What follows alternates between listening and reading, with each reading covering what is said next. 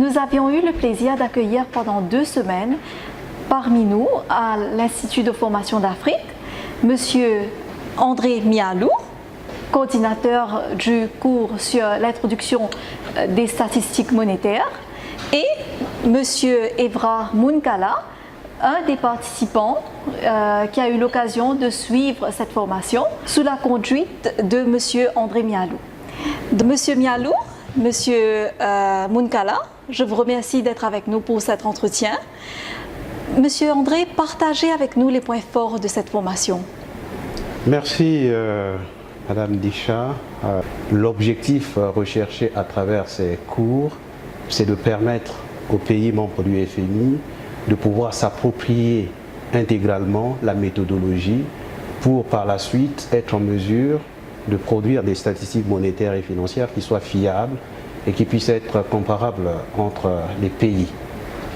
Pour le cas spécifique du cours actuel, la plupart des pays qui étaient présents à ce cours produisent déjà les statistiques monétaires selon la méthodologie du FMI. Donc l'idée c'était de renforcer plutôt 2 choses. Donc la qualité des statistiques qui sont produites, comme on l'a dit, c'est un processus continu, et améliorer également le processus de diffusion de ces statistiques. Mais naturellement, le cours c'est une première étape.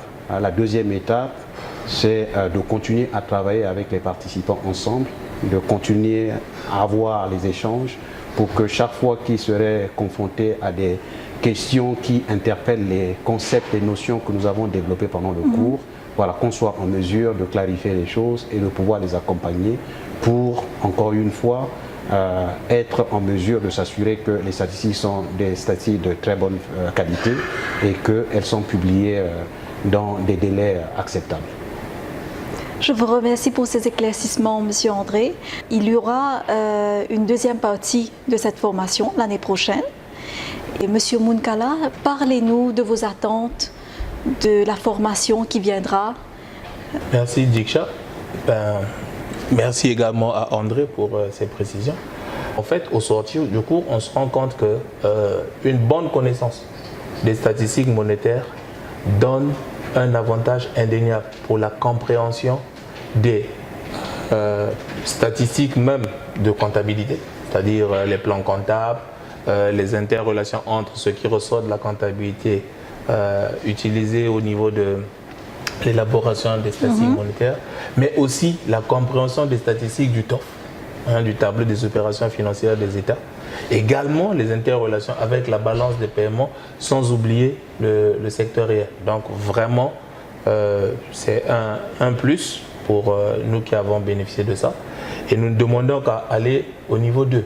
Alors, pour le niveau 2, c'est un approfondissement. Je crois que c'est pour, déjà, quand on va passer au niveau 2, ce qui est sûr, je pense qu'il y aura un rappel de ce que nous avons eu au niveau 1.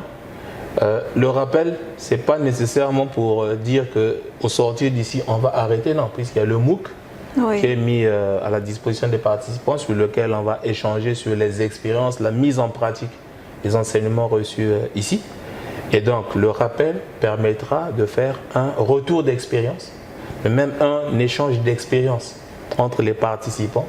Et maintenant, on ira vers un approfondissement. Donc, bon, nous attendons avec beaucoup d'enthousiasme le niveau 2, mais nous n'allons pas courir. Pour y arriver, il faut qu'on cimente d'abord ce que nous avons reçu, qu'on capitalise dessus. Donc, encore merci à André, à un qui n'est pas avec nous au niveau de cette interview, Simplice Lanquin, qui a également été conseillé avec André, sans oublier l'équipe de ITA, qui a mis ses locaux et son expertise à notre disposition pour nous permettre justement d'apprendre dans de bonnes conditions. Et nous avons hâte justement de revenir dans le même environnement pour le niveau 2. Merci. Je vous remercie, Monsieur André, je vous remercie, Monsieur Munkala, pour le temps que vous nous avez accordé pour cet entretien. Ça a été un plaisir de vous avoir avec nous. Merci également. Merci à vous. Merci.